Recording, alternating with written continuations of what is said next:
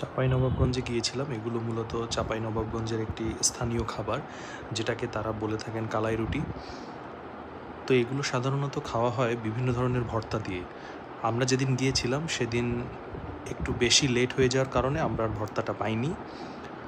So তারা আমাদেরকে একটা বিশেষ ঝাল বানিয়ে দিয়েছিল। সেটা হচ্ছে পেঁয়াজ, সরিষার তেল এবং একটা বাটা মসলা, যেটা আপনারা দেখতে পাচ্ছেন।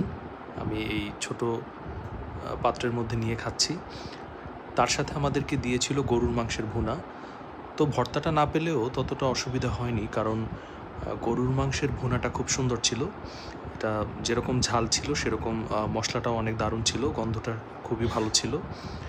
কিন্তু একটা সমস্যা দেখলাম যে রুটিটা খুব তাড়াতাড়ি খেতে হয়, নাহলে রুটিটা একদম শক্ত হয়ে যায়।